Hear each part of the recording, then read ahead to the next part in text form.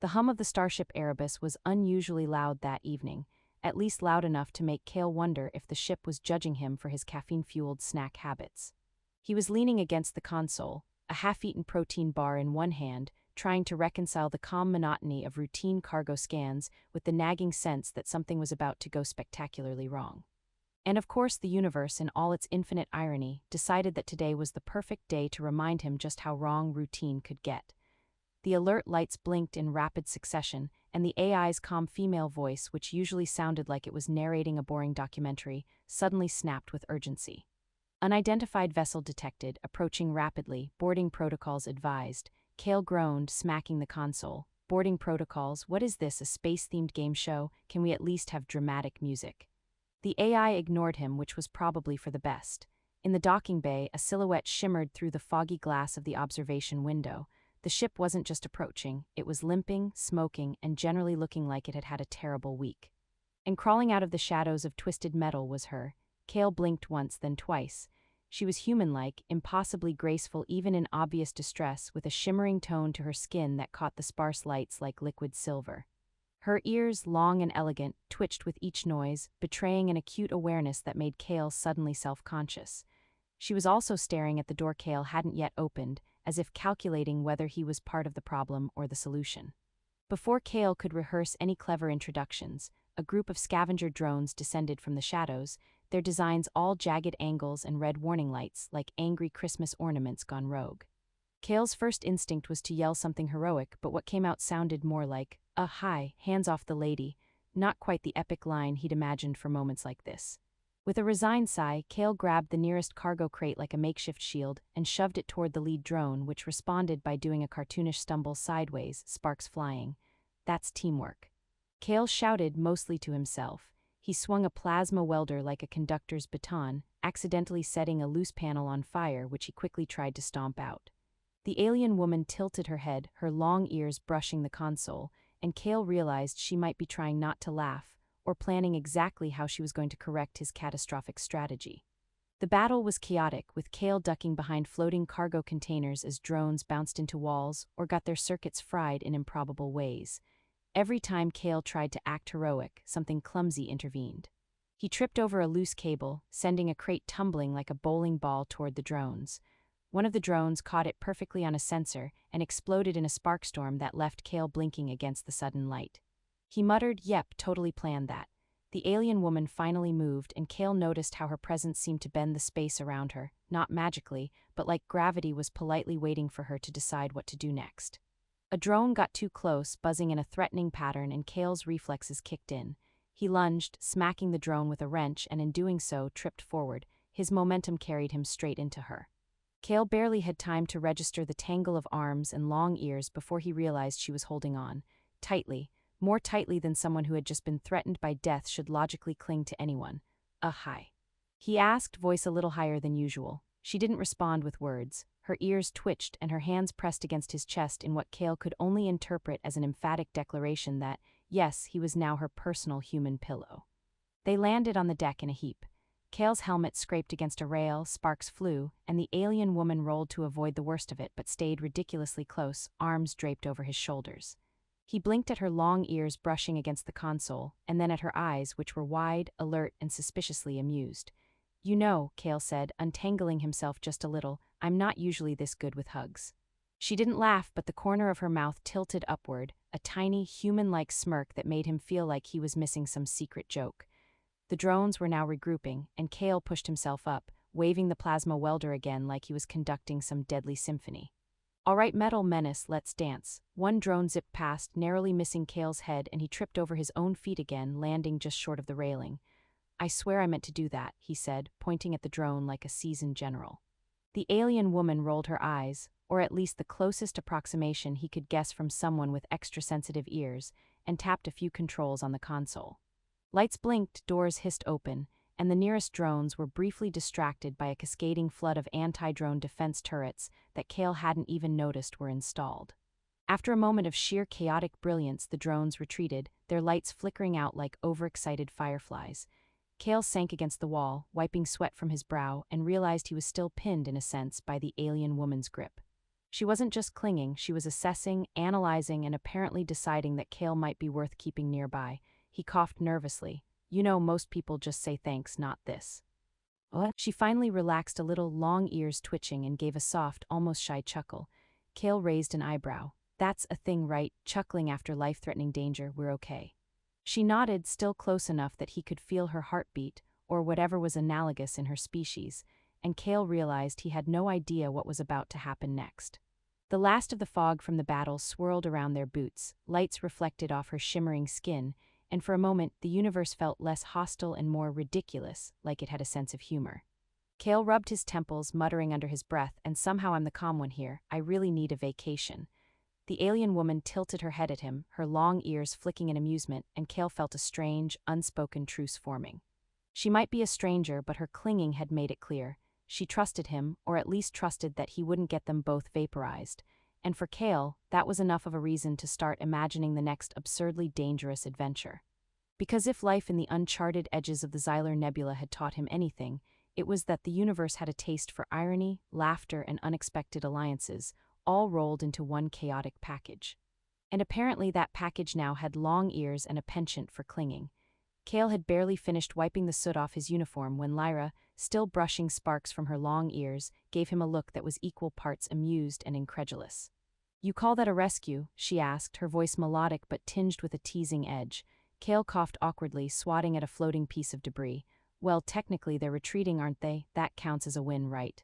Points for style, maybe minus the tripping part. Her ears twitched in response, and Kale was fairly certain they had a vocabulary all their own. They moved down the ship's corridor, and Kale realized he was walking a little too close. Not intentionally, of course. The ship's gravity was acting funny after the earlier sparks, or maybe it was just him trying to make sure she didn't float off like a silver kite. Lyra's eyes scanned the panels, fingers brushing over the controls as if she were conducting a silent symphony of diagnostics. Kale, still half dazed from the earlier chaos, mumbled, "You do that thing with the hands, yeah, that's impressive. You're basically a magician, right?" She didn't laugh, but the slight upward curl of her mouth made Kale feel like he'd earned at least half a point for humor. The AI chimed in with an overly calm voice, warning. Pursuers remain within detection radius. Recommended evasive maneuvers advised. Kale groaned. AI, you have a delightful way of killing the mood. Lyra's ears flicked, almost imperceptibly, and Kale caught the hint of amusement in the movement. Relax, she said softly. You're not as incompetent as you make yourself out to be. Kale blinked. Thanks, I think. Her smirk widened. They entered the control hub, and Lyra immediately leaned over the console. Kale tried to step back, but he ended up bumping into her elbow, which sent a small holographic display spinning.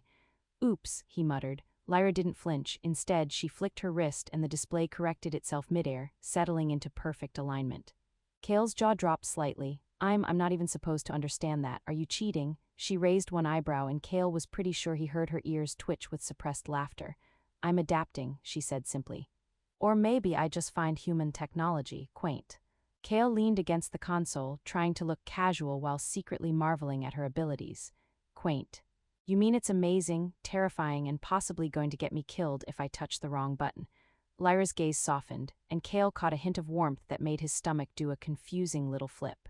She pressed another sequence, and suddenly the ship's sensors lit up with a detailed map of the nearby asteroid field. We need to hide in there, she said. They won't track us if we use the gas pockets. Kale squinted at the hologram. Gas pockets, that sounds like my kind of vacation spot. Zero gravity, floating rocks, toxic gas, fun times ahead. As they prepared to maneuver the ship, Kale struggled with the controls, which now seemed to have a mind of their own. Lyra leaned over, her long ears brushing his shoulder as she adjusted a series of vectors. Try this, she said. Kale obeyed, and the ship lurched gracefully around a jagged asteroid, narrowly avoiding a collision that would have turned them into cosmic confetti. Okay, that was impressive, he admitted. I owe you one, or maybe two. She tilted her head, studying him with an intensity that made him self-conscious. You owe me laughter, that at least you can provide. What? The tension of the chase was mitigated by their banter, and Kale found himself laughing despite the adrenaline. A rogue drone zipped past the viewport, and Kale jabbed the controls, sending it spinning into a nearby asteroid. See, teamwork. He shouted. Lyra's ears twitched in amusement, though her hands never left the console. Your lucky gravity works in your favor, she said. Otherwise, you'd have been snack-sized by now. Kale grinned. I like to think of myself as versatile.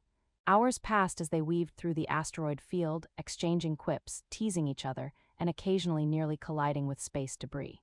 The initial fear of capture gradually gave way to a rhythm, a strange camaraderie built on survival, laughter, and the constant, subtle awareness of each other's presence. Kale found himself watching Lyra as she moved, her long ears twitching with each adjustment she made, her hands precise, deliberate, almost balletic in motion. "You make zero gravity look easy," he remarked. She raised an eyebrow. "You make panic look consistent." Kale laughed, which caused him to nearly drop a control lever. Lyra's ears flicked sharply, a silent reprimand, and Kale sheepishly straightened up. "Okay, fine, I'm trying to add drama to the mission." "You're welcome." As night, or whatever passed for night in this drifting corner of space, fell over the asteroid field, the ship finally stabilized in a small, hidden cove of gas and debris. Kale floated near the viewport, watching the swirling clouds of neon gas, and Lyra moved beside him. There was a quiet moment, a pause between the adrenaline and the humor, where the only sounds were the soft hum of the ship's systems and the occasional distant echo of drifting asteroids. Kale's voice broke the silence. "So, what happens now?" He glanced at her, noticing the way her long ears reflected the faint light. She gave him a small, almost shy smile. "We wait and we plan. You adjust better than most humans." "I've seen worse panic in a black hole simulator." Kale chuckled. "Thanks, I think. Is that a compliment or a subtle insult?" She tilted her head, her ears flicking, both appropriately balanced. What? The humor made the tension bearable, and Kale realized that despite the earlier chaos, he didn't feel fear in the same way anymore. With Lyra beside him, their unspoken understanding and shared absurdity made even the precariousness of hiding in an asteroid field feel lighter. He floated closer, careful not to crowd her, and she didn't move away. For the first time since the chase began, Kale felt the strange thrill of connection, tentative, electric, and undeniably human. And then, as if on cue, Lyra's long ears twitched again, brushing against his shoulder ever so slightly. Kale froze for a moment, caught between the logic of space protocol and the sheer unpredictability of what her gesture meant. She didn't pull away. Instead, she allowed the closeness, and Kale realized, with a mixture of astonishment and amusement, that perhaps some bonds were forged not in calm, but in chaos and laughter and the shared absurdity of surviving a universe that clearly had a mischievous sense of humor. Hours drifted by as they monitored the sensors, laughed at minor technical failures, and exchanged commentary on the ridiculous designs of the enemy drones. Kale felt an unshakable sense that whatever lay ahead, more drones, more chase, more improbable disasters, would be easier to face with her there, a blend of human-like wit, alien skill, and a stubborn refusal to let life take itself too seriously.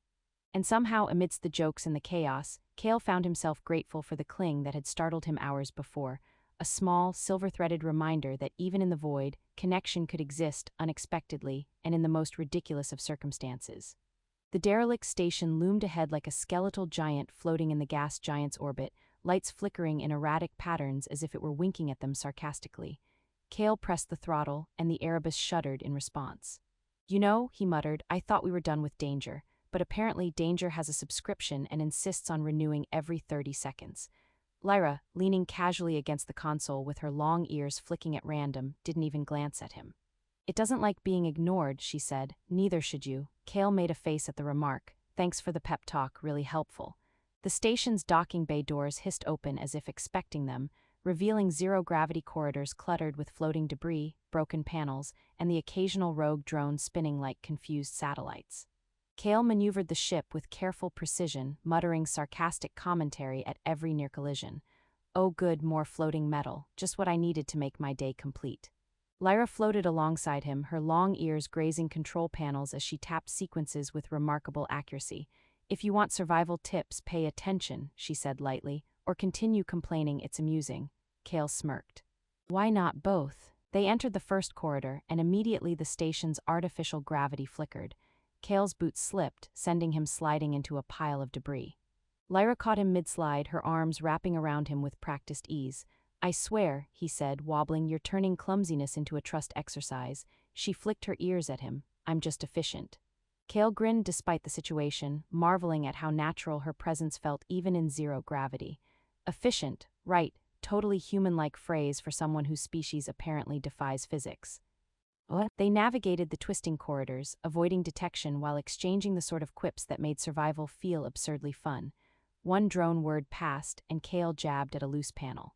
Sparks flew and the drone veered off course, slamming gently into a floating bulkhead. See, precision, Kale declared. Lyra raised an eyebrow. That was mostly luck, she said. Mostly, but I'll allow it. Kale bowed dramatically, nearly colliding with another floating panel. Thank you, I accept modest praise when offered. Their journey brought them to a zero-gravity chamber filled with volatile plasma conduits. Kale stared at it and instinctively muttered, I have a bad feeling about this. Lyra's ears flicked and she gave him that rare, amused look. Then it's perfect, you distract, I redirect. Kale rolled his eyes, distract. I'm great at panicking, you mean. Lyra tapped a panel, redirecting energy flows, and Kale's role became hilariously simple: run in the right direction and avoid floating into plasma arcs. A rogue drone zipped toward them and Kale tripped, sending a wrench spinning into the drone, which immediately sparked and collapsed. See, Kale said, grinning despite the shock, heroic improvisation. Lyra shook her head, though a hint of a smile tugged at her lips. You're ridiculous, she said, but her long ears twitched like they were laughing.